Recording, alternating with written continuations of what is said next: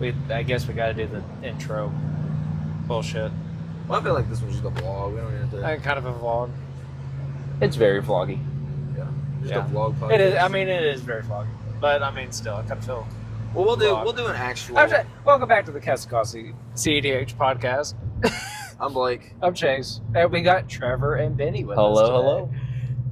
So yeah, we all just went and competed at game nights in Columbia, Tennessee, Correct. and it was a pretty interesting experience.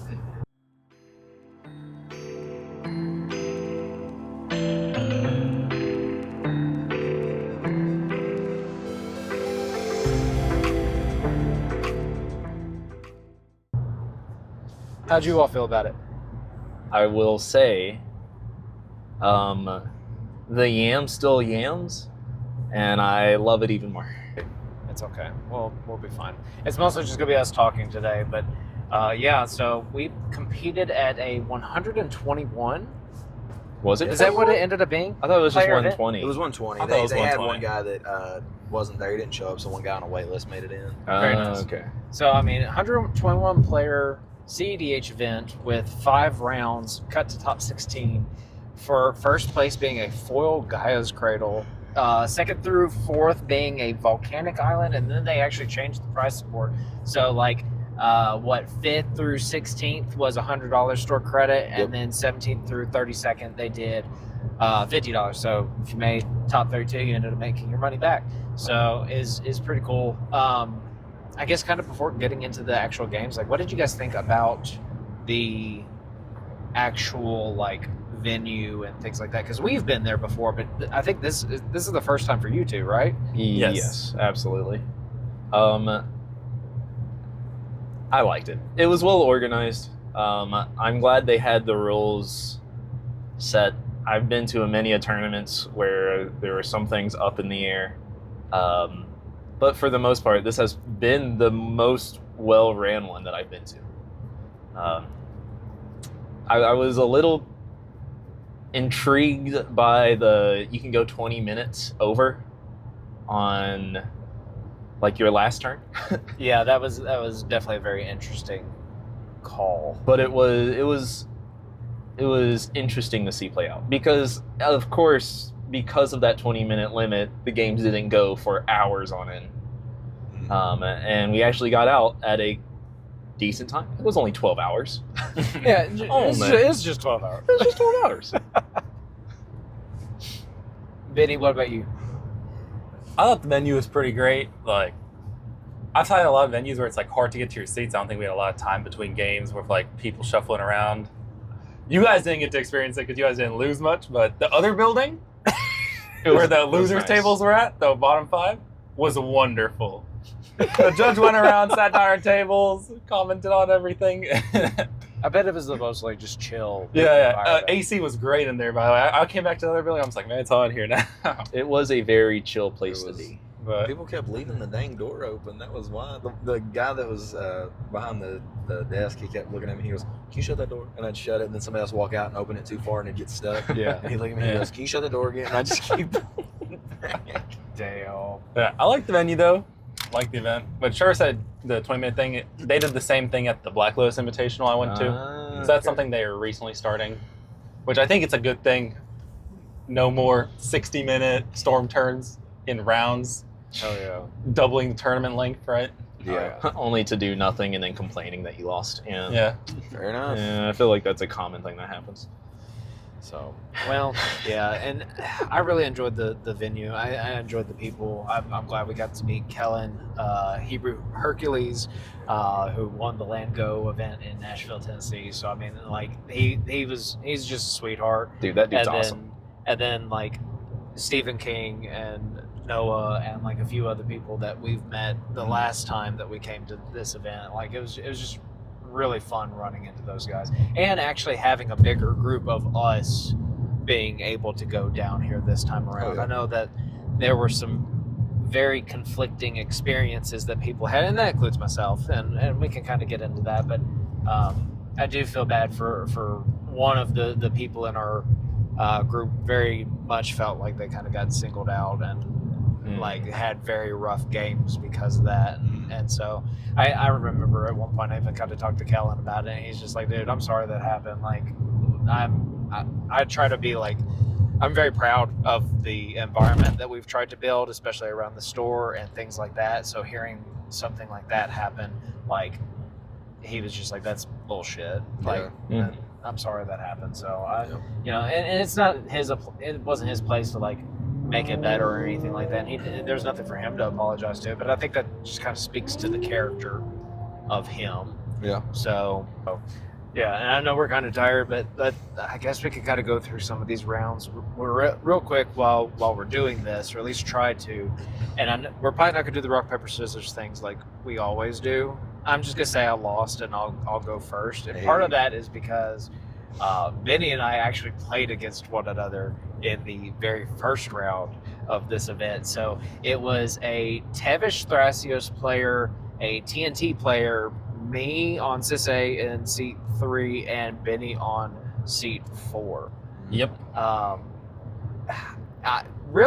thought it was an interesting game at first. I thought it was like, at first, like people were kind of slamming down like a few things here and there until I think it was like turn 2, maybe turn 3. Benny tried to slam down a turn 2 constants. Turn 2 constants, and the whole table just went, oh shit.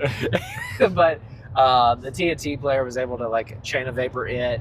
I think you ended up like getting back to your next turn and just recasting the thing anyway. The swings. Yep. Like you were like a pretty clear threat like early on in that game. Yeah, I used the Pact of Negation on the Sphinx counter, and then they chained it back to my hand. Was just trying to get some card advantage out, but which I don't blame you. Like you sitting seat 4 and like trying to resolve like a turn 2 con Sphinx, like you kind of just had to go for it. I think like that makes sense. If I remember correctly, that was a mull to 6 already. Like I was happy with a turn 2 Sphinx on a mull to 6, so yeah, just decided I'd play it and see what happens.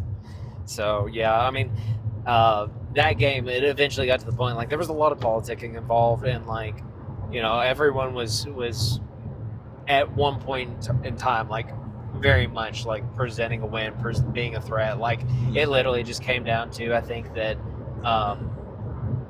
just some of the interactions that were going on. Like literally the Tevish Thrash player, like I think this was like turn maybe 5? 6, he 5 or 4, 6. he went for the Thoracle line. Yeah, he went for a Thoracle line on his turn.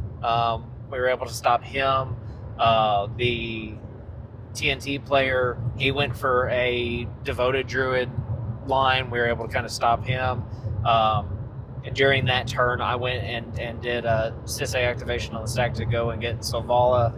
I know Benny kind of looked at me a little weird on that one because you already showed me the Fierce and the Into the Flood Ball. And Chase knows I have Fierce and Into the Flood Ball. I'm looking at him like, we're getting Silvala here with a win attempt on the stack. So I ended up having to Fierce the win attempt on the stack and hope Floodmaw was enough to stop Chase, knowing he had win if he had any interaction. He had the interaction. So, long story short, it hurt because I thought he was grabbing interaction for the win attempt, and I was like, oh yeah, this is good. I'm getting back to my turn and winning. I'm sorry. I should have. I came on today wanting to win, and that I was just hoping the Into Floodmaw was enough to get me to my turn. I think that's fine. So yeah, I think I was holding on to like a deflecting swat, It was a fluster, deflecting swat. and like a mental misstep or something in hand. Like I had 3 pieces of any interaction at that point, and yeah, I just Silvala tutor chained, and they're like, "How you gonna win?" I was like, "I'm gonna do the cEDH things, just regular cEDH things," and so that's how that game ended. Like, I know that's kind of more so like my perspective on things, but what were you thinking throughout that one? I was very upset when you tutored Silvala because I'm just like, I know. I feel like I was just giving it to one player or the other, but I can't just leave the win on stack there after you pass priority. So, well played. I betrayed Benny. He learned not to trust me today. I mean, it's the game. Like, yeah. Priority bowling's a thing, and it was up to me to make a decision. And probably should have looked for a draw, but it's just how it goes sometimes. Understandable. So yeah, that's how our round 1 went. At least. What about you guys? I don't remember the seed order. I have everything wrote down. I just don't remember seed order. But I ended up against 2 Rows, the Monsoon Mage, and a Blue Farm. I think I was seed 3. I believe that's right. But I ended up against 2 Rows, and I knew that Row was going to pop off. I was looking for a value engine. I could not find. I take that back. I found an early Esper Sentinel, which was nice. So I made a land drop, dropped an Esper Sentinel, which kind of sucks in C3, but it's like, oh well. And then when it got back to my turn, I played a Cavern of Souls on human, cast a Uncounterable Dranith to shut off the Row players from like casting all their cards in exile and like all their like big filter type stuff. One of the guys tried to get there, did not get there. Another Row player tried to get there, did not get there. Blue Farm was drawing a ton of cards during this time, and I was drawing a ton of cards because eventually, somebody went. Somebody went. I'm trying to think of what exactly happened. Somebody went to. They were casting a wheel. That was what it was. I was trying to think. One of the Rows was trying to cast a wheel. He wanted to dig a lot deeper to like see if he could get to a win. I had a bunch of mana held up, so I cast a Bowmaster into the wheel. And I think he had already even targeted something so that he put like a second wheel on the stack. Yeah. So I put a Bowmaster on the stack. Blue Farm passes, the other Row passes, and then this guy Tybalt's Trickeries my Bowmaster, and I'm like, what the hell? Bowmaster. They're just one of the best counter spells, man. It is. Bowmaster gets countered. I mill 2 cards, and then I start exiling until I find a card that I can, or just a non-land or whatever, and I find a Mystic Remora, and I cast it for free. So then everybody starts popping off. I start drawing a shit ton of cards, okay? Eventually, I wasn't able to get the win on my turn, but I did find a lot of value stuff. We eventually went into time on the Blue Farm player's turn. They were basically just like dead set. They were like, I'm gonna win. Like, it's fine. Like, I can brain freeze the Underworld Breach, because I think they had snapback. They had bounced my Dranith. They were like, I just win. I mill you guys out. I pass the turn, and then you guys draw for your turn. You lose. And I was like, well, that's not how this works. I was like, we are in time, so you can't pass the turn. Like, if you do, then it just ends in a draw. And he's like, oh, okay. Well, I'll go and I'll get Thassa's Oracle. And I'm like, okay. And I think he looked, and I think his Thassa was like exiled or something happened to it. I don't remember what exactly happened. So you love to see it. He was like, oh crap. So then he's like, okay, I'll go and make infinite mana, and I'll fairy Mastermind, and I'll draw you guys out manually. And I'm like, that sounds great. So he starts doing the fairy Mastermind stuff, and I'm like, awesome. Angel's Grace. And he goes, I'll respond. And I was like, you cannot. That's good. And so Angel's Grace resolves. He goes, and then he starts doing the thing, and he finally was like, so you'll lose because you'll draw your last card. And I was like, I can't lose this turn. And he was like, what? And I was like, yeah, I can't lose this turn. You can't win this turn. And he's like, well, then what happens? I was like, we draw. And he goes, oh, okay. And so we took a draw. Angel's Grace for the draw. And of course. You know, it's the perfect draw card, dude. It is. It really is. Maybe I just need to run Draw and Angel's Grace in the same deck. That sounds awful. I'll build Sisei that way. Listen, no. Turbo Angel's Grace. I'm telling you, dude, I've been telling him forever, the right way to play Sisei. You put an activation on somebody's instep, go get Zur. On your turn, activation, go get Delny, swing, just get both Ristic Studies or get Necro and like something great. You just win. He's so full of shit. No. I know what I'm doing. Go get Food Chain. How about go get we Underworld Breach. But hear me out. What if we all make our own version of Sisei and we'll play it and we'll see who wins? Best of one. Bet. That would actually be fun. That would be fun. I would play Super Friends. I respect it. Like the Walker lines? Yes, like actual all the Super Walker Friends? lines. Oh my god. I will run only Sisei. I will play Corn Soup Breast Sisei. Planeswalkers. It'll be like 52 walkers. Yep. Jesus. Or something like that. Yeah. I won't even have any mana dorks, it'll just be walkers. No. It's like, My only mana ramp is Dehana. Ren and 6. Nah. So your first game ended in a draw. Trevor, what about you? No, don't ask me. So, I'm playing Tyon, okay? I am a Staxy deck. I understand.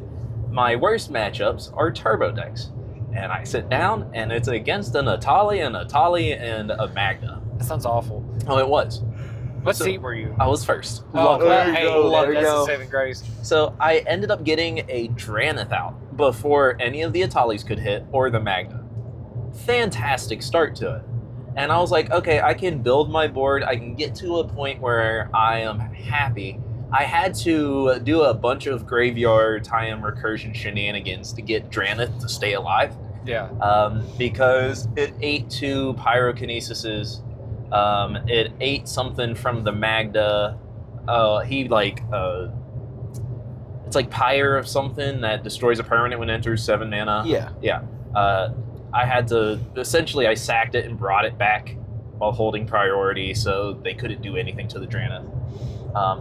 The only reason I lost that game is because of the stupid red Hellkite that brings a commander from the command zone straight to the battlefield. Oh yeah, I know. Yeah, I don't And- know what you're talking about. This Atali player was like, "Oh, I think I have enough mana." Copies the Hellkite, then proceeds to pump mana into it, flips Atali, and kills me with 11 infect. I tried that once. You did try that once. And that's how I lost game 1. Fair enough. Wow. No, when you said that's a saving grace, and I was like, no, that's an angel's grace. Oh my God, you asshole. You're welcome. You chose to be with me. I know. Why did I do this to myself? I don't know. So, But now you're stuck with me. all right. So I got I'm 1-0. Benny is unfortunately 0-1. You have a draw, Yeah. and I'm we 0-1. have a loss here for Trevor, right? Yeah. That's correct. Yes. Okay. Yes. So going into round 2. I'll go first For on me, this one if you I want. was, well, I was just gonna go first for it real quick because the only thing I was Okay. gonna say is I felt okay about it until I sat down at the table and I was at table 3, I think, or no, table 2, and in seat 1 it was a Roxai, and then it was Edric, and in seat 2 me in seat 3, and a blue farm in seat 4, and we all said, "Hey, let's draw."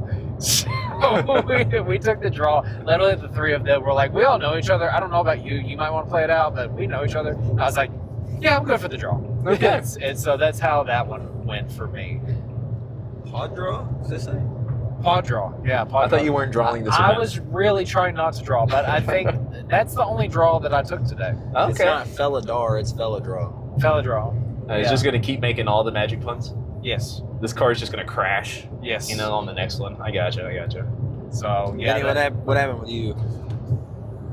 I was seat 2. Seat 1, I forget the deck. I don't think it was very relevant. Turn 3, seat 3 was a Analia. Seat 4 was a Derevi. That sounds awful as well. Yeah. So I have to mull to 4, and I keep a 2-land, 2-dork hand on Ah. Kennen. If I draw into a land, I have turn 3 Kennen spins. I felt fine about it. Get down the turn 2, everything in hand plus Kennen. Going to my turn 3, I've top decked the land already. I was like, I feel good. I'm spinning next turn. Derevi drops Inalia on his turn 2. Can't activate creatures, and I'm just sitting there. I think Lavinia. Lavinia, sorry. Yeah, Keeper of the Accord. I think that's what it's called. Yeah. It's the 4 mana creatures your opponents control can't be activated. Like their activated abilities Oh, can be Linvala. activated. Linvala. Linvala. Yeah, I was like, Lavinia is the Azorius thing. Linvala. Yeah, he drops her, No, you said and Nala. yeah. Oh, I was my like, bad. Nala. So us seat 1 and seat 2, we were turned off by that. So I was doing nothing, and then eventually Analia just hit this combo I haven't seen. It wasn't Spellseeker. It was he had a Phyrexian Altar, and it was a 5 mana Vampire Wizard that on ETB returned a Vampire or Wizard to play. So the first one came in, and Analia trigger on the stack, sacked the Vampire, and paid for the copy with it to bring in the original, and it made infinite copies with haste to kill What us. the fuck? Yeah. That's spicy. That Yeah. is spicy. Weird. He literally told us before the game, I'm not that Spellseeker list. Which that pod finished very early, so we played 2 more games. He won all 3 games. What? Wow. Yes. Wow. He won turn 3 once and turn 2 twice. Holy crap. Okay. I'm just like, okay, this is So that's your turbo crazy. list. Yeah, that There you go. was insane to me. So that's how my game 2 went. 0-2 now. There you go. No, my I was in seat 2. There was a Celeste in seat 1, which was cool to see. There was a Tiam in seat 3, and there was a TNT in seat 4. I ended up keeping up. I'm trying to think of what I had. I had like a very interactive hand, but I also like just had mana. I just kind of went with like the inevitability type plan. Like I kept a turn 1 Esper, Sentinel, and like some mana, and then I eventually just kind of snowballed into like a turn 3 Zer, I think. I swung with Zer. Oh well, eventually. So at this point, Celeste had already tutored twice. Okay, like I meant to mention that. So Celeste tutors twice, and everybody's just asking all these questions at the table. They're like, "How does this win?" And I was like, I know there's like some creature that's like persist type lines and stuff like that. I was like, Celeste does this like weird persist thing. It just kind of loops through. It's going to draw a bunch of cards and like eventually get there. I was like, there's Abdo Adrian lines in there. And immediately when I say that, like she just kind of looks at me. And I was like, you tutored up Abdel, didn't you? And she just she was like, no, it was in my opening hand. And I said, so you tutored up Animate Dead? And she was like, yes. I was like, That's good. got it. I figured it out. So then she casts Celeste. When Celeste comes down, she like pitches 2 cards. One of them was Abdel. Does her thing. I had already had Zer out at that point. So it's going into my turn 4. I draw for turn, and I drew into the Born Upon a Wind. And I was like, fuck it, we send it. I just sent it. Like I went, got Necro, I ripped like 35 off the top. I played the Children of Corliss and like gained all my life back. And then I went into my instep with like all of this mana minus like 1 white from the Children, and just threw out every free rock, every like just all sorts of mana. And then like super protected, Thassa console type win, just super protected. So I ended up getting there. And when we looked back, one of the guys was he was trying to talk to the TNT player. The Time player was talking to the TNT player, and he was like, hey, you know, at this point, like, did you have any interaction? He's like, well, I did have a Swords of Plowshare. And he's like, yeah, you probably should have politicked and like said, hey, I'm not cool with you grabbing Necro. I'm cool with you grabbing something to like go stop the Celeste. And I was like, yeah. And I was like, I totally understand, but I had a Fierce Guardianship in hand, so I really didn't care. I was like, I was sending it. Like, once I saw Born Upon a Wind, I was like, I'm sending it. Yeah. So the Esper Sentinel did draw me a couple of cards because people were casting stuff, and it ended up getting there. So I ended up, at that point, I'm 1 win and a draw. What about you, Trevor? I was in the loser's room, as Benny previously stated. With the nice AC. Yeah, with a really nice AC. All the food trucks nearby. Mm-hmm. So I was in seat 2. Seat 1 was Vivi. Seat 2 was Yam. Seat 3 was Atali. And because I can't get away from Atali's. Seat 4 was Kinnan. So sitting down, both the Kinnan and Atali were like, yeah, this is our first cEDH event. And I was like, okay, cool. You know what? Those are interesting decks to play for your first cEDH deck, like event, but that's fine. Kinnan makes sense. Atali, yeah. They proceed, so I turn 1, all I do is play a 1 mana dork, of course, because it's time. I don't do much. Pass the turn. Atali proceeds to play a bunch of mana rocks, as Atali does. Passes turn. Kinnan plays a land passes. Huh. Most anticlimactic Kinnan turn in my life. Turn 2 where it gets spicy. The VV player did not play another land. Just didn't have it. So very cringedly, I say this because while she was playing the mana rock, she cringed on each one. Drops 4 0-cost mana rocks. And just hits. I guess I go there. Oh, unfortunate. I don't know. I don't really know what I'm going, but it's fine. It's fine. Figure it out. I'm talking and driving. We're fine. We're fine. That's what's happening. That's okay. You're doing the thing. Yeah, you're Atali right now. And then it passes to my turn. I play a Bloom Tender. And I'm like, okay, we'll pass. I don't think Atali and Kinnan are going to do much. Atali proceeds to play that Hellkite card. Yeah.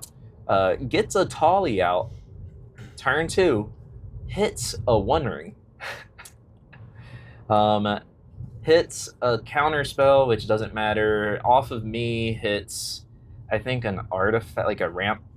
It was a bop. Hit a bop. And then off herself, hit Jaxus, the one where you can discard a card, make a copy. Yep. And I was like, that's an insane turn.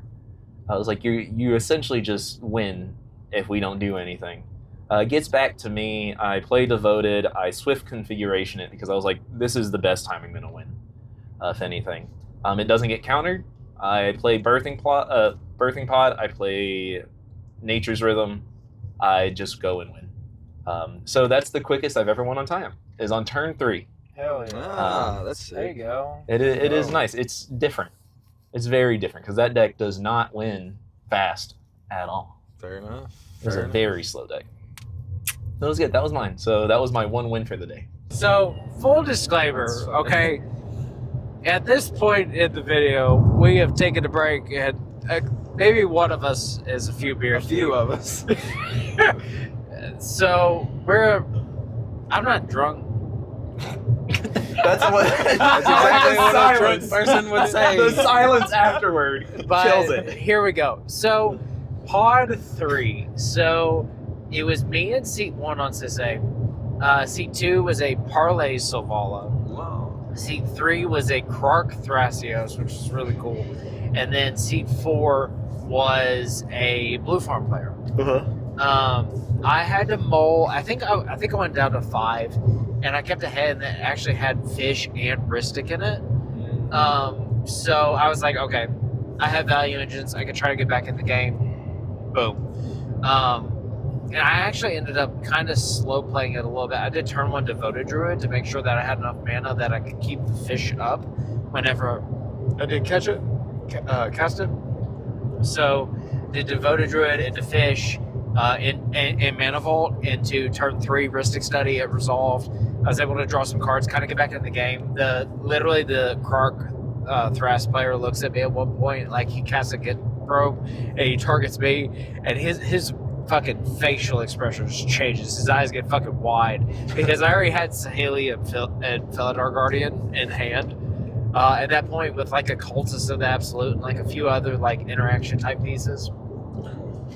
And I'm gonna keep this one real short because I'm real fucking mad about this one in particular. I'm gonna throw a tantrum if you're not careful. What had ended up happening, we were kind of all passing, and at one point, like after I had built some of the value pieces, the Saval player had resolved a Voice of Victory. The Krark Thras player copied the Voice of Victory. So me and the Blue Farm player were both like, fuck. What do we do to get out of this situation? And so I'm almost trying to work with him a little bit, which seems odd, but he was on a lot of lands, and he didn't have any value pieces down. So, and he was in C4. So I was like, okay, I need to work with the Blue Farm player here. And we get rid of the Krark Thras player's Voice of Victory copy. And then the Blue Farm player passes to me, and this is like the final play of the game. I don't really do anything in my turn, but I do try to show a piece of interaction, and what I was going to show is an Into the Flood Maw, because at this point, like, the board had been wiped.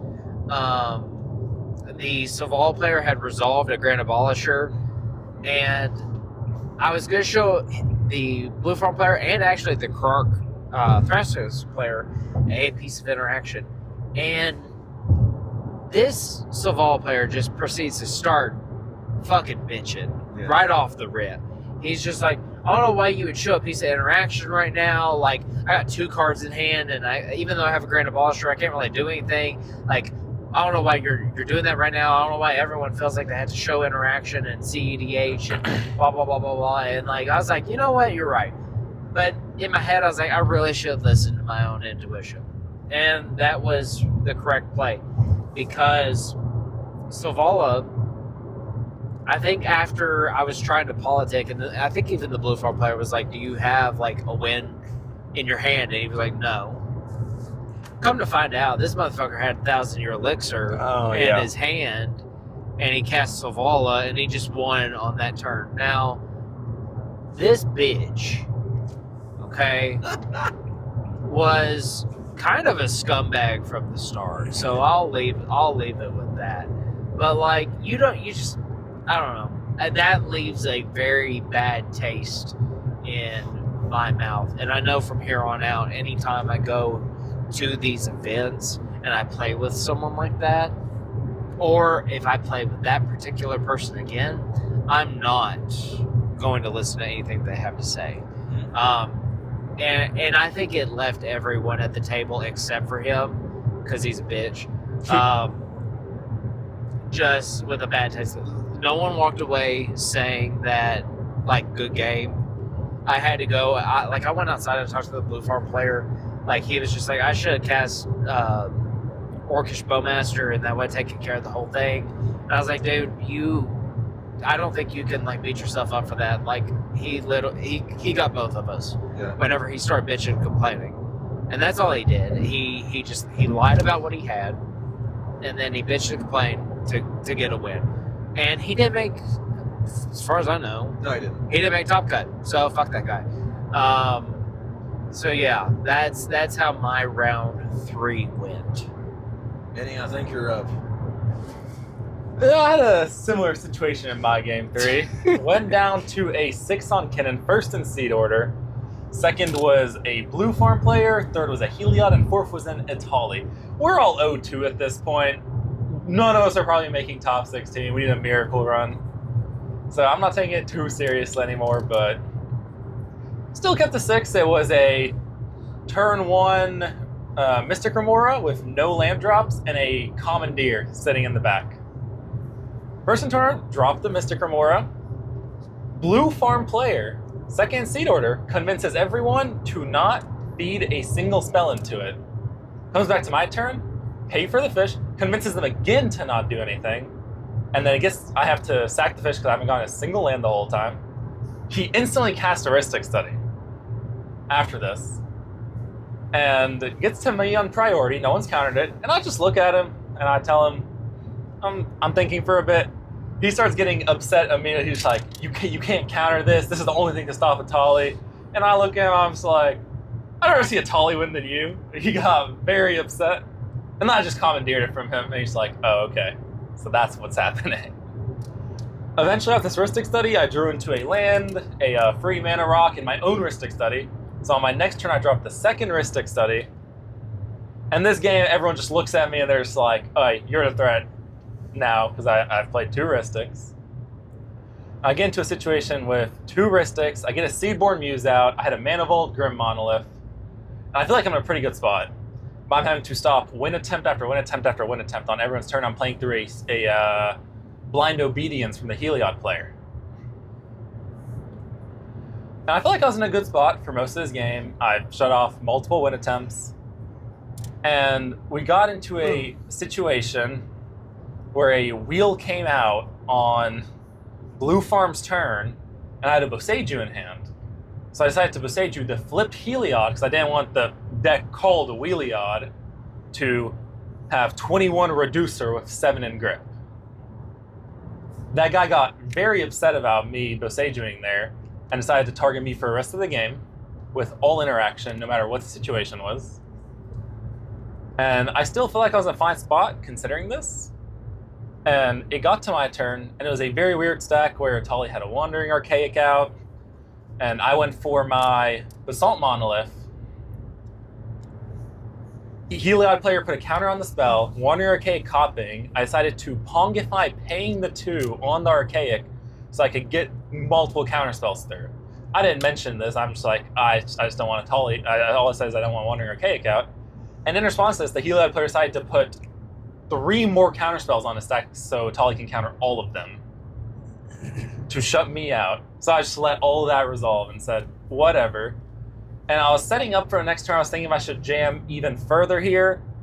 We were getting close to time. The next player had a Voice of Victory on Blue Farm. And every time I was considering interacting with him to get the Voice of Victory out, he was just like, why do you keep looking at me? I physically cannot win on my turn in any way. And this was all during like the stack. We were resolving the stack because I was trying to get Pongify copy to go there on the Wandering Cake and discussing that. And he was getting very upset anytime we'd bring up interacting with him. So I'm just like, all right, you said you can't win. So I set up an Emergent Zone with Seaborn Muse out. I was just going to win on Heliod's turn after passing through Blue Farm's turn. The second I passed the Blue Farm, he instantly doesn't even look at the top card he drew, just went into his win line with Voice of Victory out. I'm just like, yeah, if I ever see that guy again, it's whatever. Can't trust people's words. It's on site. That's fucked. Yeah. Oh, dude, I went my game 3. I was same thing. I can't remember the seed. I think it was C3, and I was playing against I still don't know the name of this fucking commander, dude. I'm gonna have to figure it out. It's a Golgari commander that like It starts with an H, doesn't it? Yeah. Oh, Hapatra or something. Yeah, Hapatra. Yeah, I did not know there was a cEDH deck around her. Yeah. What So does there's she do? Neg when 1, she- Neg 1 counters. Yeah. Um, I did not have the chase luck in this game. I forgot. I was C1. Oh my god. I take it Wow. back. I was C1. are you Sorry. sure you haven't I been would- drinking, sir? Yeah. Yeah. Sorry. I was literally thinking to myself, I'm the one that's been drinking. Yeah, you're right. I know my shit knows. Dude, I can't look at my notes. I made notes for this occasion. Dude, and I don't I'm a fucking therapist. I gotta remember all the shit up here. I don't. Like that's a saving grace right now. Okay. C1, me. C2, Dargo Timna. C3, the Hapatra. C4 was the Malcolm Bruce. So Malcolm Bruce goes to like 3. Terrible. Hapatra is just a weird deck. It's very interesting. It's Golgari.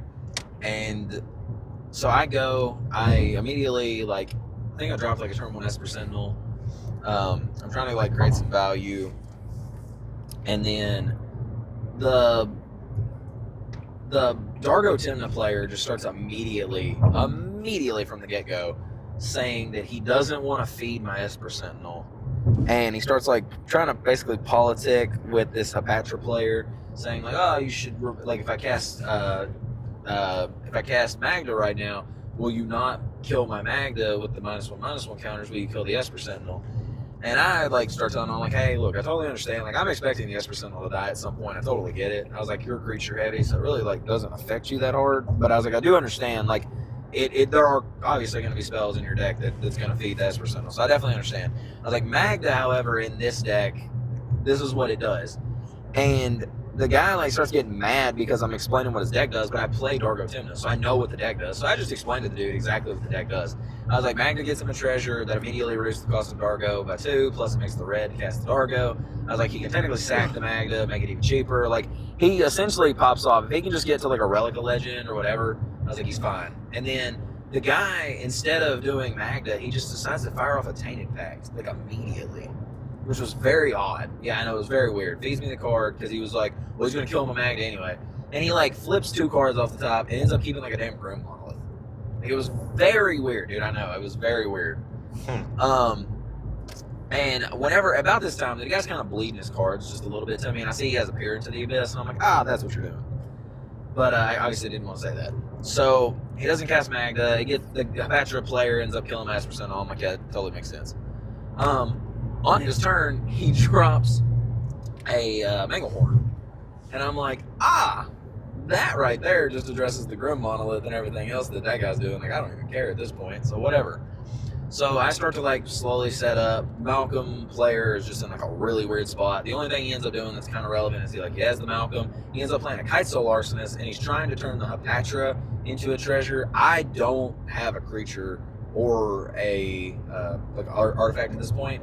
The Dargo Timna player had a Relic of Legend, so he turns that into a treasure. Tries to turn the Hapatra into a treasure, but the guy ends up like Veil. So then on my turn, I cast an Imposter Mech, and I make it a Kite Cell, and then I turn the Hapatra and the Malcolm both into treasures, and I'm like, fuck it, that's fine, whatever. And I start to like go and try to like set up a win. Like, I'm getting to a point where like I've literally got like an uncountable Grand Abolisher. I've got Born Upon a Wind in hand. I've got Thassa. I've got Console. Like, I've got a Necropotence down. Like, I'm fucking cooking. Like, I'm killing it. And so all I need to do is basically get it back to my turn. And so like, I mean, I had set up a ton of value. And this Dargo Tenda player immediately starts saying like, "Oh, do you want to draw?" And of course, Malcolm Bruce wants the draw also because he had to like mulligan so low. He really kind of knew he was out of the game. So they start offering a draw. Apatra's like, "Nah, I don't really want to draw." And I'm also like, "No, I'm not taking a draw. I've got to win on my turn. I'm not going to do that." So then the Dargo Tenda player just gets so mad. He like starts like getting really aggressive. It was really weird. But he was getting like really aggressive. He was like basically talking about how we were interacting inappropriately and like all this stuff, and it was just really weird. And, like felt like it was very king makey, and I was like, I don't think that there's any king making happening. I just think that like your board state got kind of shut down. Like I get it sucks. Like you're kind of out of the game, but like it just is what it is. Like there are games that happens. So he gets very frustrated, and then he makes a comment to me where he says, "Well, technically, if we just slow play and durdle long enough, you'll never get another turn." Because we were getting close to time. And at that point, I was like very irritated because I was like, you can take game actions, and if they take a little long, that's fine. If you're actually durdling, I was like, I'll just call a judge over. Like, so just figure it out. So they proceed to like kind of politic a little more. Eventually, they get the Hapatra player on board with like wanting a draw. Hapatra is like, "Hey, would you take a draw right now?" I'm like, "Absolutely not. I'm not taking a draw." And then they asked me, they were like, "If you were in a situation where a draw would be more beneficial, would you take the draw?" And I was like, "Absolutely. Like, I'm not against draws. I'm just not going to take a draw if I think I'm going to win the game." And he was like, "That's fair." So he was like, "If I can present a situation where it'd be better for you to draw, you would draw." I was like, "Absolutely." And so he plays Contamination, and I like all of my lands now only tap for black, and I'm like, "That's fine. I'll take a draw." We end up drawing this game. But for some reason, man, it made me so mad. The fact that, like, they were like, "Oh, if we just durdle, then you won't get another turn." And I was like, bro, like, play the game. Just play the damn game. It's not, like, to actively say that is, like, crazy to me. If you were just going to do it, that's one thing. But to actively say it out loud, that's crazy to me. I don't know. What about you, Trevor? How was your game 3? It was 2 blue farm players and a cannon player and a tie-em. It was hell. Very much just a slog. Long story short, it ended up being I had a large board presence with tie-em. Yeah. I had a bunch of counters. I had mana. I passed the turn and there was like, I don't know, let's say like 15 minutes left in the game. I pass to the first blue farm player. They can't do much. They've been shut out this whole game. So they play like some mana, pass. The other blue farm player is just like, "Oh, we really need to stop Kinnan because Kinnan's gonna go crazy here. And if Kinnan doesn't like go crazy, Tyam just goes crazy here."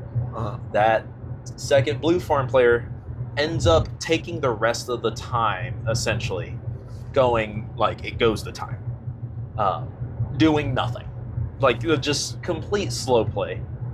Even the judge was like, "Can you please like hurry it up?" Like I got really frustrated because I was like, this is not playing the game. You're just talking because you like to hear yourself talk. But then, as the Kinnan player, first Kinnan flip. The turn cycle before, the Kinnan player got a Nyx Bloom Ancient and a Tie Sprout. Not Tie Sprout, Hole Breaker. In the same, like, Dang. back-to-back Kinnan things. I was like, that's insane. However, it wasn't his turn. We go, the Hole Breaker gets killed. And off the rip, again, he gets Thrasios. And so he has Monolith, he has Thrasios, he has Nyx Bloom Ancient. And he can't win. Because I have a stack Speed Cell, and I have time activations on the stack. And every single time the Kinnan player goes to do something, he was like, "Well, you can just win on time." And I'm like, "Show me." I was like, I like to think I know how to play my deck. But if you can see a win line that I just don't see, like, stop just being, like, pointing fingers. Just fucking tell me at this point. Yeah. But I was like, but there is no way. I don't have infinite mana and everything. But every time I would do a time activation, he was like, "Oh, that's game." I don't know. It just got to a point where all the things went onto the stack. I had like 32 OBM triggers from threats, and they didn't have a way to just instant speed win. Yeah. And I was like, so the Kingdom player was like, okay, draw. And I was like, no. I was like, let everything resolve. I'm gonna ping everyone with the Orcish Bowmaster. I'm gonna do my like time activations. We'll see how it goes.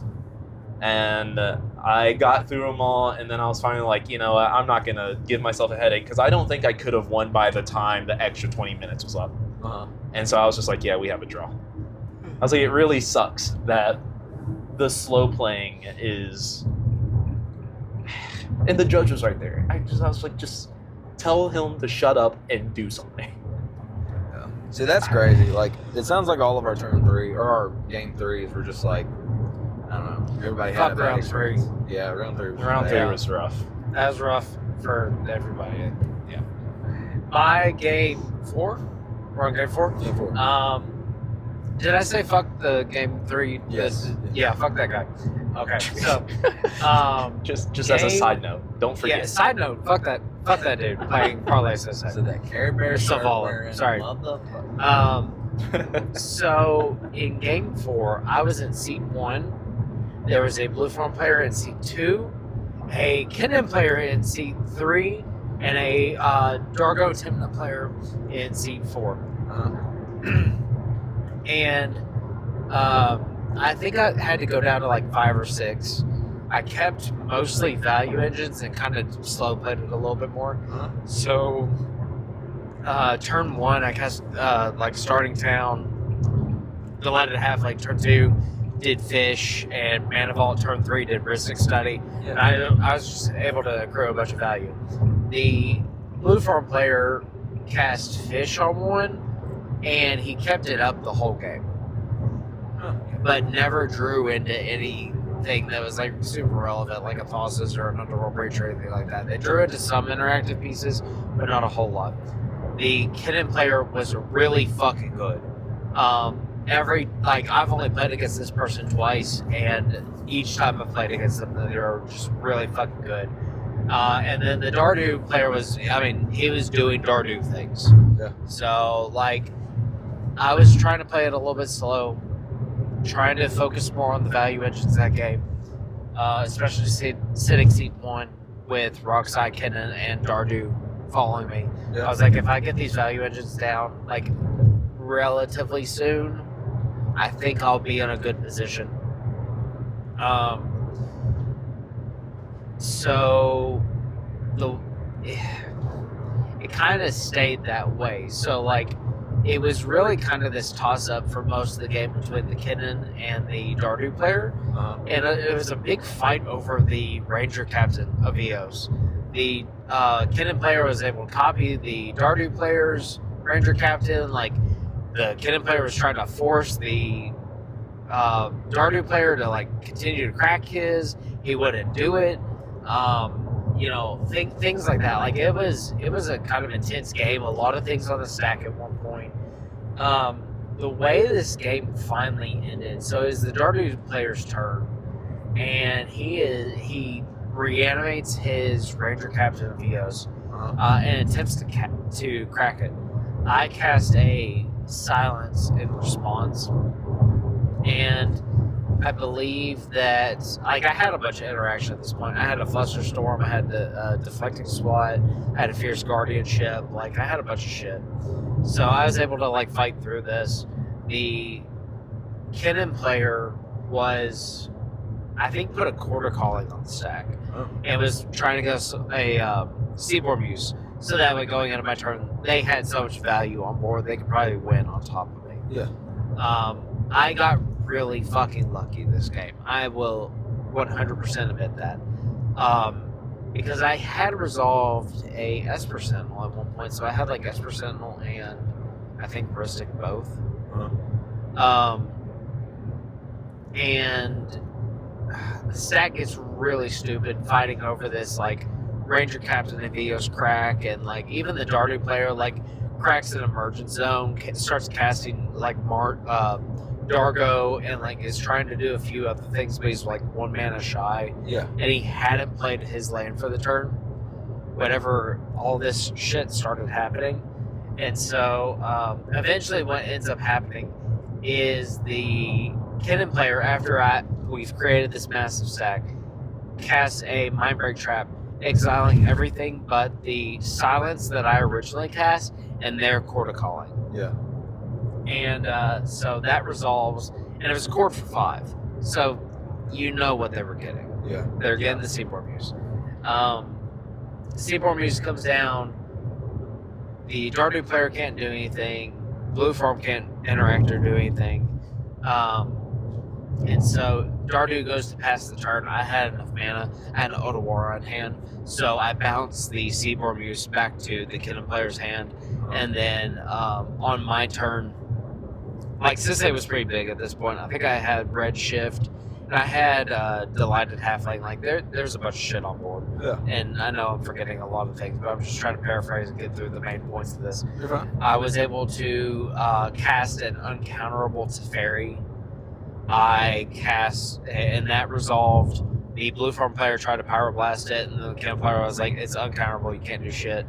So Teferi resolved. I cast a Cultist of the Absolute, making Sisei I think Wooburg +3. So I think she was a 10-10. Yeah.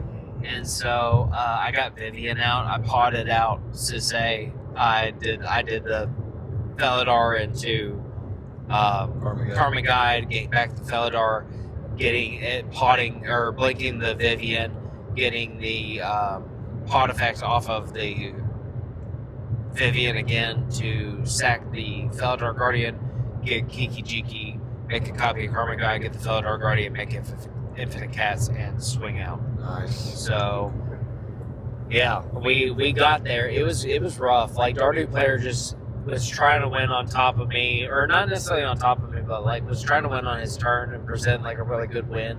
But I drew into just the nuts and was able to have enough interaction, and then being able to have the Otawara to bounce the Seaboard Muse. I felt like I got really lucky in that one, but I walked away with a win, so I'm pretty happy about that one. Nice. Is Benny asleep? Yep. All good. Benny is asleep. Yeah, all good. Oh yeah, my game 4. You can just tell. Yeah, me and Trevor were actually in the same pod in that one. Was it who was seat 1? Do you remember? It was Terrence. Yes. Terrence was seat Yes. 1. You ended up seat 4. That's right. Yeah. So Terrence was seat 1. He's on Rockthrass. I'm on Zur again, obviously. There's an Edric player at the table, and then there's good old Trevor on the Yam. Good old Yam. Oh yeah, I am. So Yamming it up on a Saturday. yeah. hell yeah.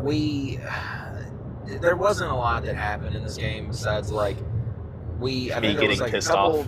early value engines maybe. People were like the only relevant thing that kind of happened was early on. Terrence tried to crop rot for a Guy's Cradle. I mental misstepped the crop rot, and I thought that was honestly pretty good. It just was to get good. off the Cradle. That was a good. Well, then later, the Edric player, it turns out he was playing like a weird Oboro type line too, just like Gracios and stuff in the 99. He went, like, he had a lot of value out. He eventually got to a point where he had a Gaia's Cradle and a Seedborn, and Trevor contemplated just going in like he had a thing that's he had an effect, the Archon, correct? Where it was like Archon of one Mario. spell a turn, like you can only play one spell a turn. He also had it where like Non-basic lands enter yeah, tap. non-basic lands under tap. So like he was really like stacking out the table properly. Terrence just kind of hunted into this, like decided he was gonna bounce this effect for some reason. Bounced the Archon to hand, and then went to his turn. Before everything passed, the Edric player decided to use all of his mana to like flash in a Fairy Mastermind, flash in a IFA Trickster, start developing like a ton of value at this point. He's got Kennen on board. He's doing all sorts of crazy stuff. Terrence gets to his turn and just decides, like, I have a smothering at this point, too. And Terrence just decides he's going to cast a Collector Roof, which was odd because, like, Trevor was already stacked on the board, and then he just decided to bounce the stacks effect to play zone, which was odd. I was contemplating just going straight up for a windfall, and I should have, honestly. But I was more afraid with the high fae and everything else going on. I was more afraid of potentially feeding him a whole new group of cards, so I just didn't want to do that. So I opted to literally just cast her. Before it got back to my turn, I did try to bounce the Collector Roof twice, and the Edric player defended it hard. Yes. Like, I tried to Chain of Vapor, he stopped it. Into the Flood Maw, he stopped it again. He countered both. So then it gets to the instep of my turn, and he just flashes in a Dosen.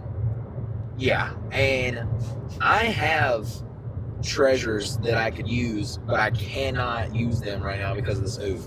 And I'm trying to tell Terrence, like, hey, get rid of this oof, like something. And I'm like, I may potentially could get like an Autowara, whatever, like, so I'm like, I could potentially get like Autowara, like I've got options. So the one dude moves to combat on his turn because he's wanting to like try and draw more cards, just to see more stuff.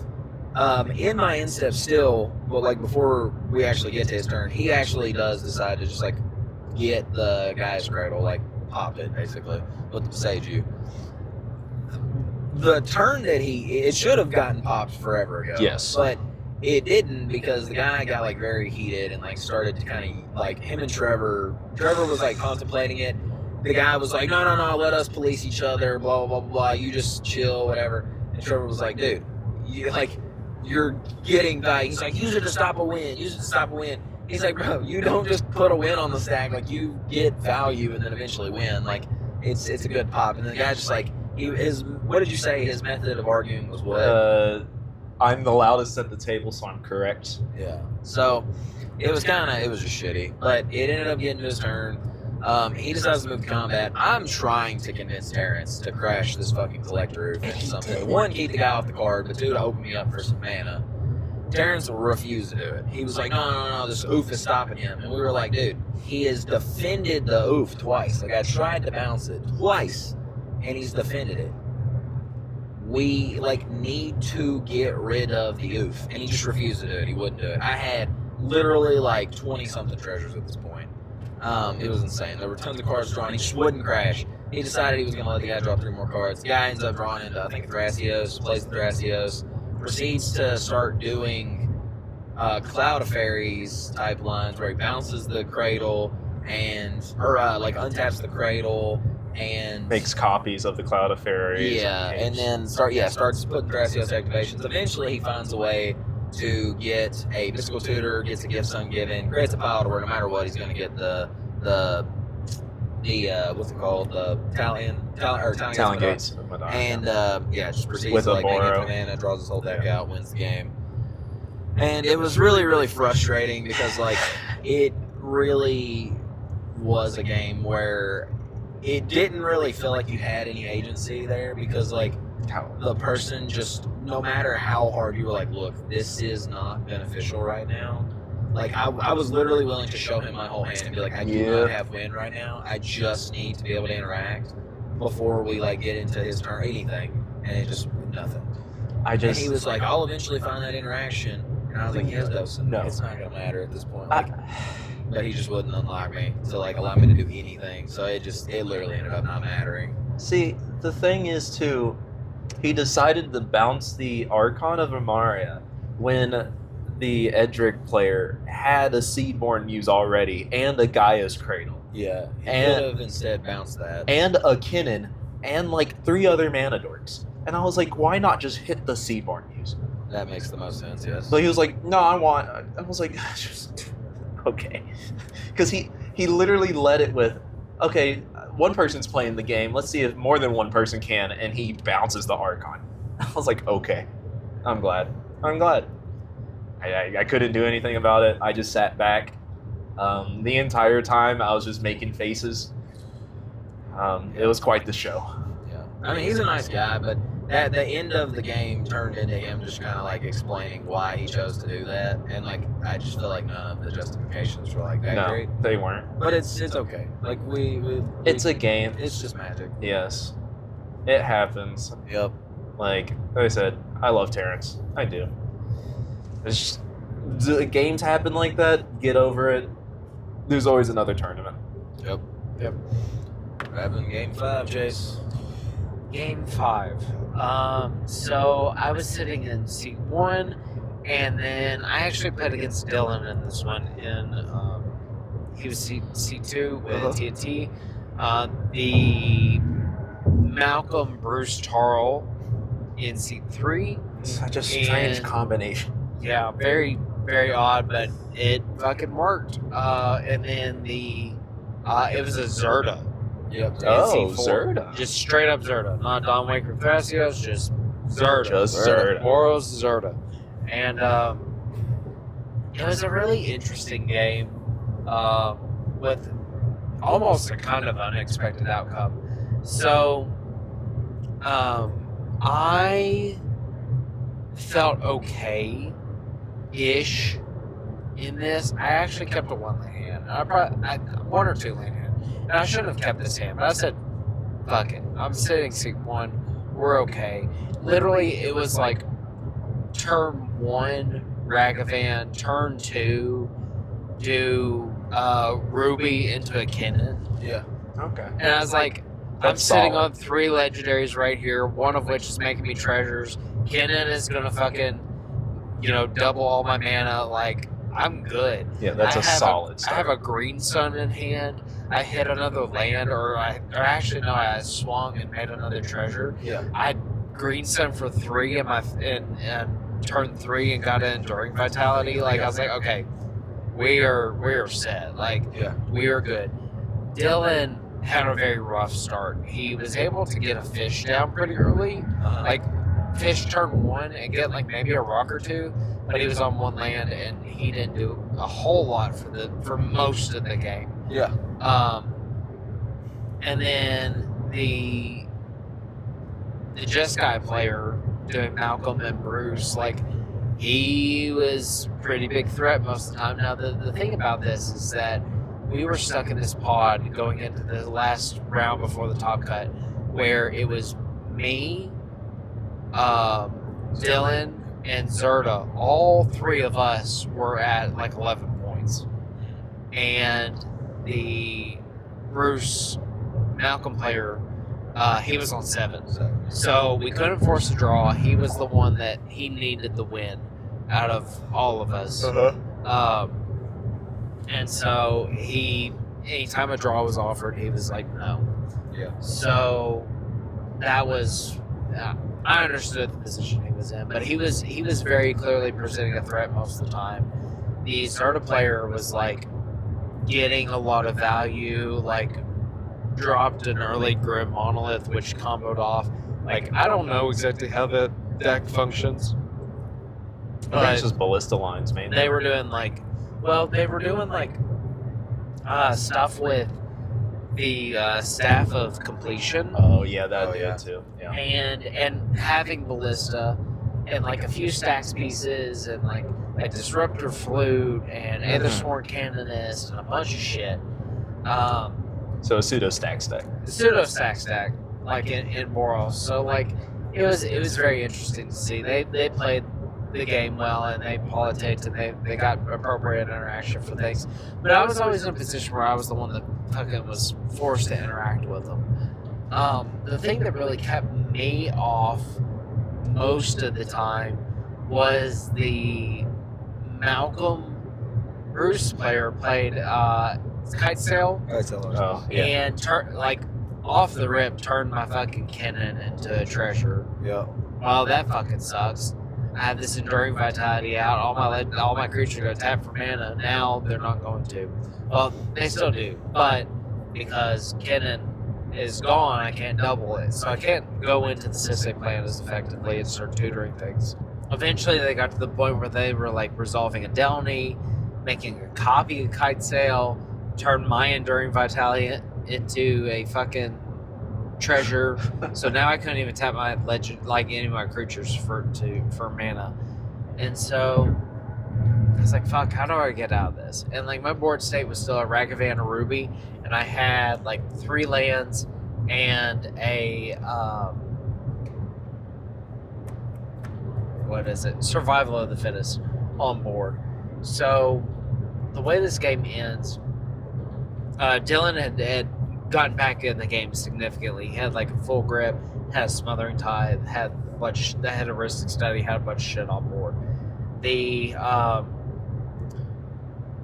Bruce Malcolm player didn't have a whole lot as far as most of his hand. He had drawn a few cards, but most of his hand was rocks, and so he couldn't really do anything. The Zarda player was playing mostly control. Like at one point, like they were going for another win attempt, and I had a Kiki Jiki, a Teferi, and a Tainted Pack in hand, and I asked, like, I was like, do you all have interaction? They were like, no. So I had to fire the Tainted Pack, and literally the first card I got was Mindbreak Trap. Dude, that's so, yeah, okay. And so I was able to, like, they were saying they were going to go for the win with the Walking Ballista, but they were like, if I got a stacks piece here or something to slow them down, are you going to use this Mindbreak Trap? I'm like, no. So they did. They got the other Sworn at that point. But then they tried to do a Grafdigger's cage. Oh, yeah. And I was like, in my head, we were like under 15 minutes. We were like around the 10-minute mark. I was like, I need to jam something. I need to go for a fucking win. Especially having the survival on board and the Kiki Jiki in hand. And so I did Mindbreak Trap the Grafdigger's cage, and like he was kind of saying like I shouldn't have done that or things like that, but I was 1 mana shy of being able to do the whole combo. Essentially what I did is during the player's end step, I survival activated like twice, I think, to get the Feldar Guardian and the Karmic Guide, and then I was just hoping I top deck a land.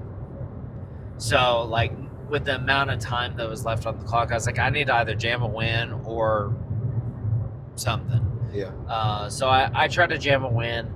I ended up not getting a land or anything that I could even cast that would have been relevant for that matter. But what ended up happening was I didn't get there. I passed the turn, or I was going to pass the turn. Dylan courted for a Grand Abolisher. It resolved. We tried bouncing it. We tried doing a bunch of shit during his turn, and it got stopped. So he ended up getting that game. And I think he actually got 3 wins overall. So that was good on his part, especially, and to say this as well, like this was his first like major cEDH event. So like to get 3 wins on TNT and a slightly different build of it, that was pretty cool. So I was happy that he got the win there. He also only started playing it this week. Yeah, and he just started playing TNT this week, so that was pretty cool to see. So yeah, I was happy for him to get the win there, but I was now 2-2-1. So yeah, so my game 5 was like really weird. I'm in seat 4, so Kennan's in seat 1. There's a Clark Sakashima in seat 2. Seat 3 is a Malcolm Vile player, and then I'm obviously in Cersei 4. So seat 1, this Kennan player, like lots of mana, like, you know, does the Kennan thing, it's fine. I'm like, okay. Seat 2, they don't really do much. Like I think they had, I don't know, they just made like a land drop. They ended up actually playing like a tapped land for their turn. It was weird. Like they just decided not to shock themselves in. They were like, whatever. They were like, I don't think I'm gonna need to interact. The Malcolm Vile player, like I think they just like spit out early Malcolm, and then it gets to me, and I just like cast a fish. That's what I'm gonna do. Yeah. It goes to the Kennan player's turn. Give him, this is all like turn 1. He like spit out a ton of stuff. He decides that he is going to cast a show and tell, and I am like very confused. I'm like, okay, I don't have anything relevant in my hand right now. I get to draw off the fish. When I draw a fish, I end up actually hitting a Lotho. So I was like, huh. I guess I'm putting this Lotho down, like, which sucks. Everybody else, like, we all pick our cards, we reveal. None of it was relevant besides the fact that the Kennen player dropped a Consphinx. So I was like, fuck. Everybody was like, do we have anything for this Consphinx? And I was like, unfortunately, I do not. The Malcolm player ends up. That was what they dropped. The Kark Sakashima player actually dropped a Ristic study with their show and tell. I forget what the other player did. So we decided, like, we cannot draw, obviously.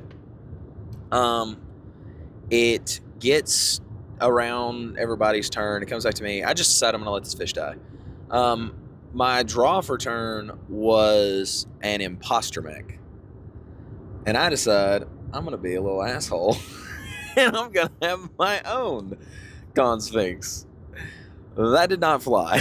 So the one player over on the Kark Saka decides, like, oh, I draw cards here. And I'm like, why? Like, he cannot draw cards, or else he just feeds me cards. And, like, I get it. Like, we both draw a bunch of cards.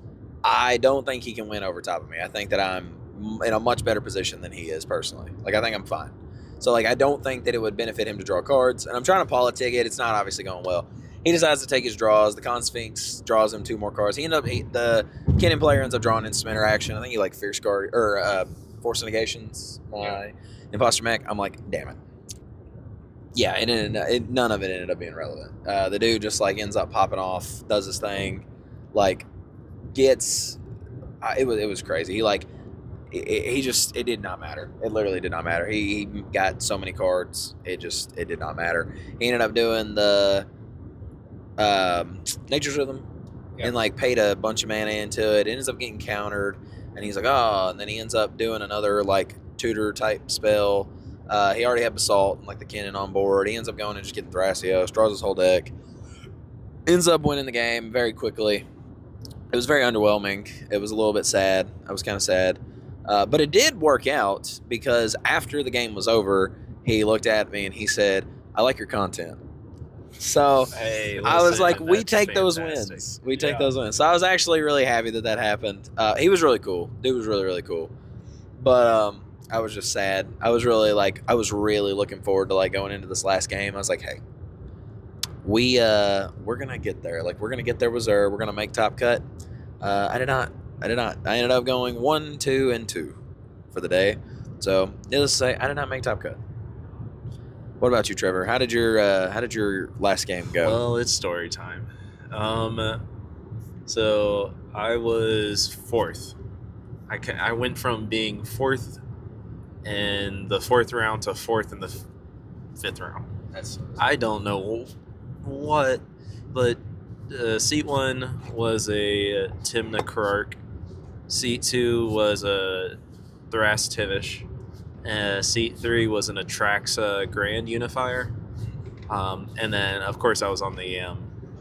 So I was 4th. I had a lot of good, like, I had a loaded board. I had your Sylvan Safekeeper. I had your Hex Drinker. I had your Mana Dorks. I had an Opposition Agent out. I had Oof out, and I just had ways to protect everything. And so I'm able to lock down the board, as all good tie-in players should be able to do. I was able to lock down the board, and I was able to protect my stuff, and I had tie-in out, and I was like, okay, I get to my next turn, I'm sitting really, really pretty, and I should just have the game. Well, the Kark Timna player, well, okay, before I had opposition out, he Imperial Sealed. He saw me tap my mana, and he was like, okay, hold up. Can you just show me what you're going to do? And so I was like, I'm not going to lie to you, and I just showed him the opposition. And then he was like, can I convince you not to play it if I don't go get, like, Harmonic Prodigy? And I was like, and he was like, unless you're okay with it. And I'm like, I'm not okay with Harmonic Prodigy. And so he was like, "Are you okay with anything?" And I was like, "No." And so he was like, "Fine." He showed me a deadly raw. Like, but at the time I had a Sylvan Safekeeper, and I was like, "You can go for it. I'm just gonna give it Shroud. It's gonna fizzle. I don't really care about your deadly relic. Might as well save it for something else." Which he ended up doing. I took his Angel's Grace. Wild. Actually getting to play an Angel's Grace in a Tyon deck, crazy. The reason it's relevant is because as we are going through turns, the Thrasios cEDH goes to play a Culling Writ. Now, the Timna Krark did not want it to resolve, and there was a Mystic Remora on the Atraxos field. So they thought it was a good idea to give the Atraxa player like 14 draws by just casting free spells, making copies, having them bounce back to his hand, just rinse and repeat. And then finally, the Atraxa player drew Mindbreak Trap, was able to get the Culling Writ off. We pass to the Atraxas turn, and I shit you not. Man taps down, plays a Farewell all modes. Exiles all creatures, enchantments, artifacts, graveyards, gone. All of it. And then he proceeds to drop like 4 mana rocks and passes his turn. Now, my whole graveyard, everything, I was out of the game. I literally just couldn't do a lick of anything. So I was like, okay, I'll just be top decking. Drew a land, cool. Drew a land, cool. Eventually, I got a Bright Glass Gearhulk. Played it, got Deafening Silence, and an Esper Sentinel. Now, the reason it was significant is because the Atraxa player played Atraxa, ended up getting Displacer Kitten, got Born Upon a Wind, got a Soul Ring, got an Enduring Vitality, got a what else? Like literally just got a loaded hand. Like Reef got 7-ish cards off of Atraxa, just put it in his hand. And it was all the cards he needed just to net a win. He didn't have the mana, so he passed it. Deafening Silence, went to play it. He packed in Negations, Deafening Silence, which was very interesting. We go to the next player's turn, yada yada. We get back to Atraxa. Atraxa decides to. I guess it does matter. Thrasios cEDH, the turn before, Hazel's exiling a Ranger Captain. So he would have a Ranger Captain on the Atraxa's turn. And the Atraxa player is like, well, you're going to have to sack it anyway because I'm going to try to win. So he Born Upon's a win. The Ranger Captain gets sacked. That essentially ends the Atraxa's turn. At this point, it goes to me. I can't do anything. I just pass. And it is during the Timna Krark where the time hits. And so at the end of the turn, the game just ends. And the nifty little thing I took with Opposition Agent, the Angel's Grace, my one saving grace, it put the draw on the table. Because he couldn't win through his breach lines. He couldn't win through an Angel's Grace. And once his turn ended, the game ended. So we had the discussion.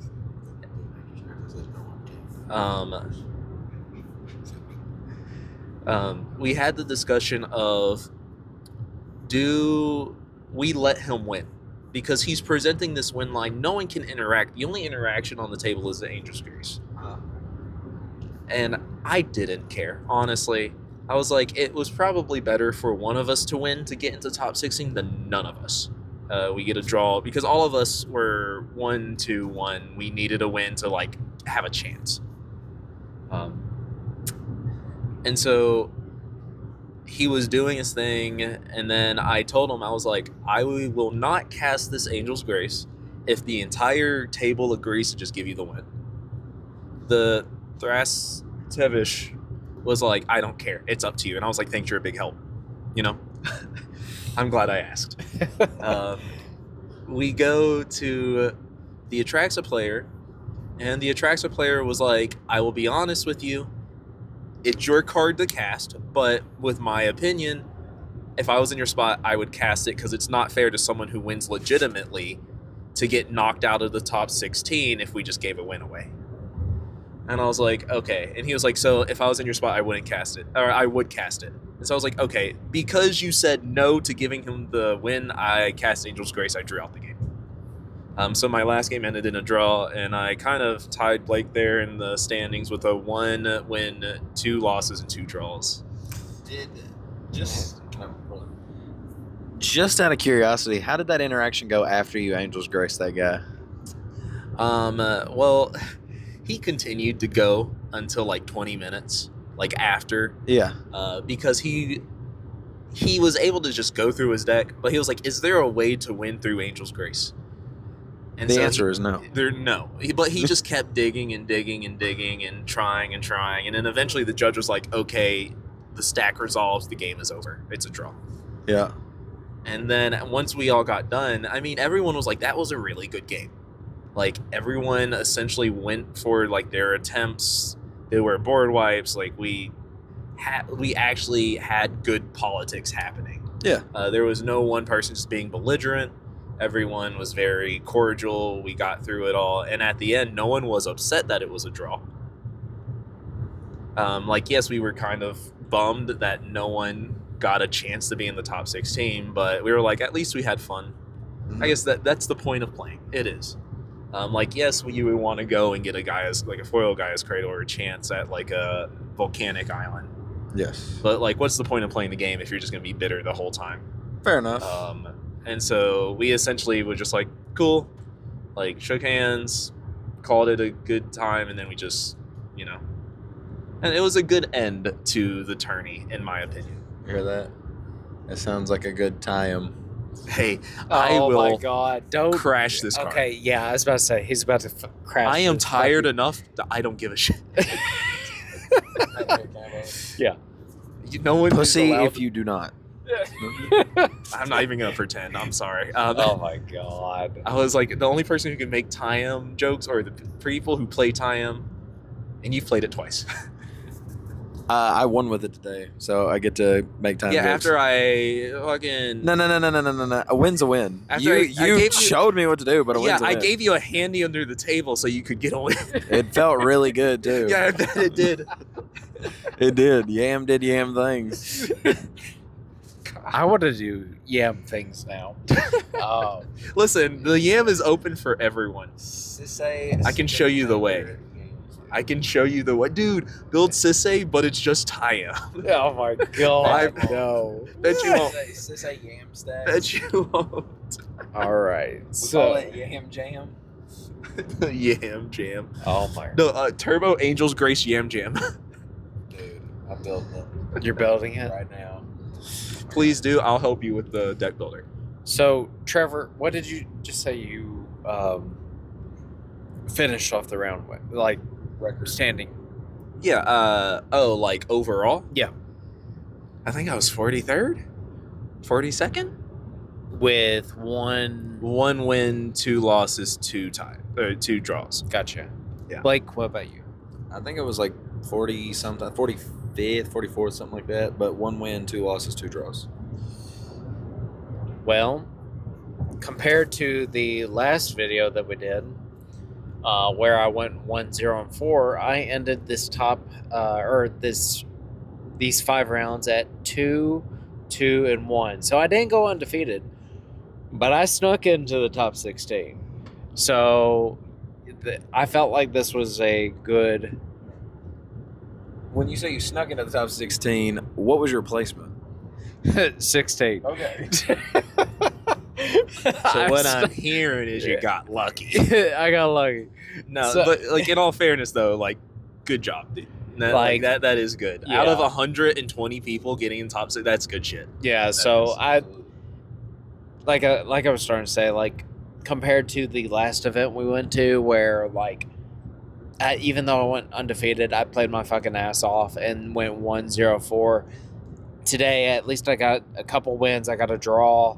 Like, that helped push me into that. So I don't think I was the only other person with 11 points that was in the. I don't remember exactly, but I don't think I was the only person I think with there were a 11 couple, points that managed to get in the top 16. However, let me say this: Asterisk. I knew that I was not in a good spot. I knew that being 16th going into this top 16, I was going to be in seat 4. And guess where I was? Seat 4 at probably the most difficult pod that I could have been paired against. So, yeah, so this was interesting. I was in seat 4 on camera against Kellen. Those of you that might not know his actual name, he goes by Hebrew Hercules, who won the fucking Land Go event that we covered like about a month ago Yeah. or so. Yeah. So that was fun. He's been telling me that he's gonna teach me the ways of Dardu, and I'm just gonna lead it off with spoilers. He taught me the ways of Dardu. So he's sitting in seat 1. The Krark Thras player that I played against in round 3, which I was really glad I got to play against him. He was super chill dude. He was not the dude that was a dick throughout that entire round. And I actually told him, like, before we started, I was like, I'm glad that you and I get the chance to play against each other again, because I feel like now we can actually get a decent round in.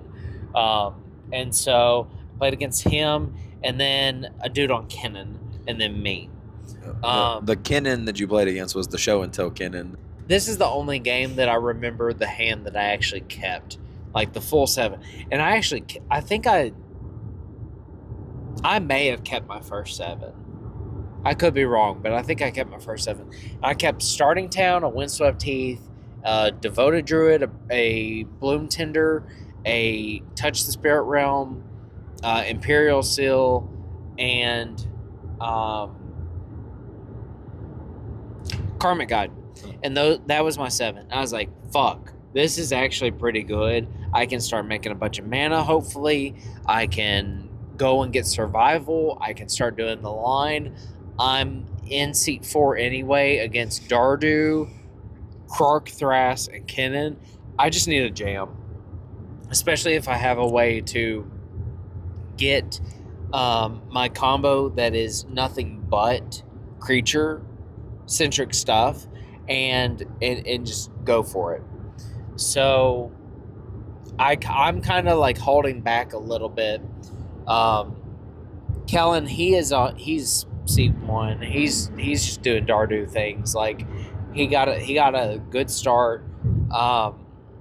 And then seat 2 with the Krark Thras, like he was kind of playing slow. Same thing with actually Kennen got a gemstone, so I think he cast like a Delighted Halfling and a Finhorn Elves in the same turn. And I know, like, he was just joking around and cutting up, but he was talking mad shit the whole time to Kellen, and I was like, you don't even know what's about to happen. And so I'm kind of playing slow. I cast the Delighted, I pass.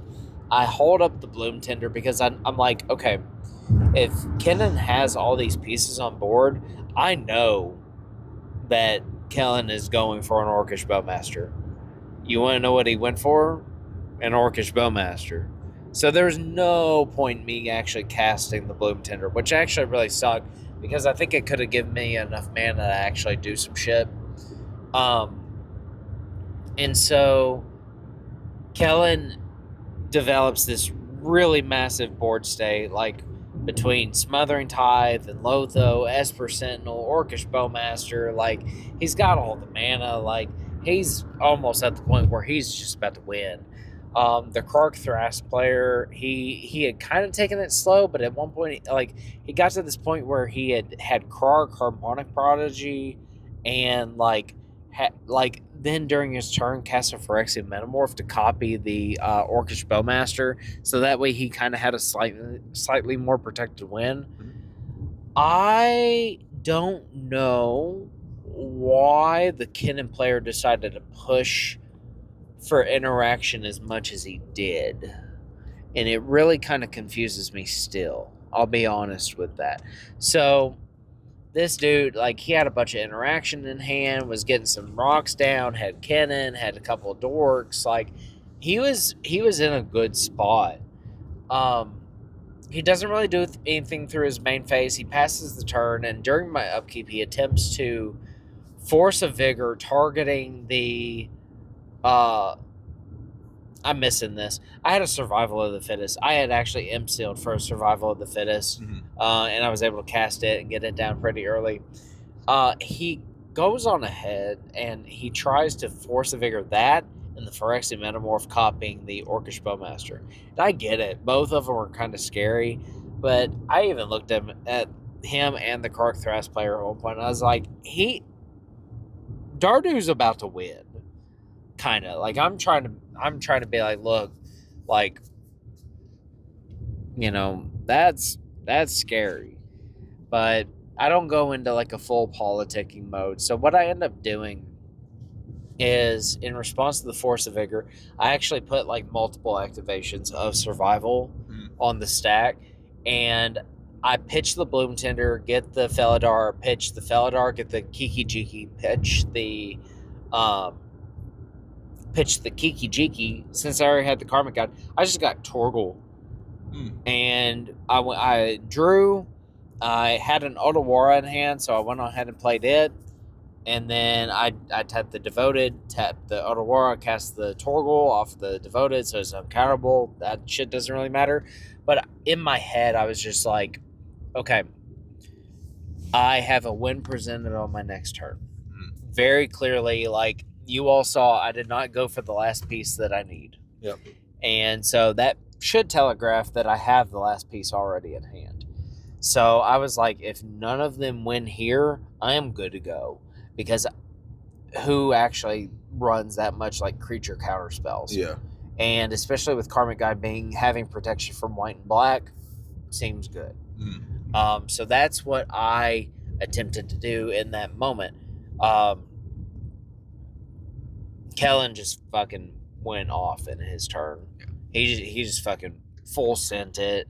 Got the win right then and there, and you know, I didn't have as many hard feelings on that game as I did like my round 3 game. I will say that for sure.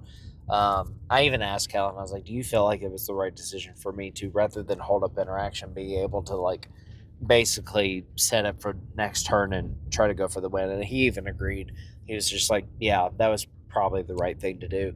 So like having him kind of validate that, I was like, yeah, I think I did the right thing there. I think the Kennen player got way too aggressive with his interaction, and he did not time it correctly, and he actually ended up taking me and the other player kind of out of the game, because if he wouldn't have done the Force of Vigor on my shit in that moment and held it up to interact with Kellen, I would not have put activations on the stack. I had touched the Spirit Realm, I had Otawara, I could have interacted, but in my mind, I was like, I'm seat 4 in this really aggressive pod.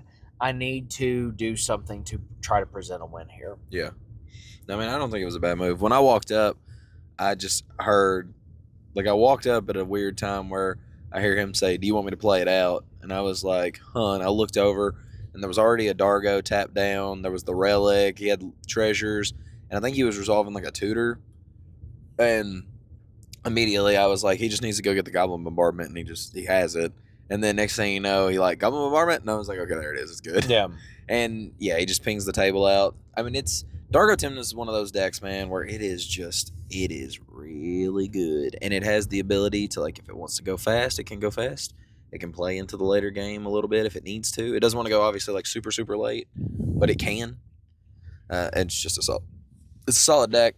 And when it's piloted by a solid pilot, I mean, it gets there. Yep. So who ended up winning the whole event, Chase? Well, fucking Dardu got it with Kellen. Yep. He actually won the whole event, so congratulations to him. And I'm sure that there are some other decks in this top 16 that we'll probably end up covering, especially since there were 3 of us from the locals that actually ended up making it into the top. So I think that'll be fun to talk about for Wednesday's video. So. For sure. Any final thoughts? Shit, all I'm gonna say is I'm fucking tired, and I still have a little bit of the beer in me, so we're gonna see how the drive back goes. Trevor, Benny, do you guys have anything on this one? Benny, I know you were asleep for part of that, but what do you guys think? It's been fun. It's been fun. It's been real. It's been fun. It's been real fun. it's been real. It's been fun. Thank you. It's not been real fun. It's been real. It's But been fun. It is what it is, and shot and it is in the dumpster. Kenan got put down. Kenan got put down. Unfortunate So- for Kenan. Oh, but yeah, that is. I mean, this is our raw thoughts on this tournament and how it went. So it's all good. Blake, do you have anything else? No, like, subscribe. That's my thing. Fuck you. I was just saying. Yeah. You guys about anything? So if you like what we are doing, like, subscribe, comment, and as always, go play some cEDH.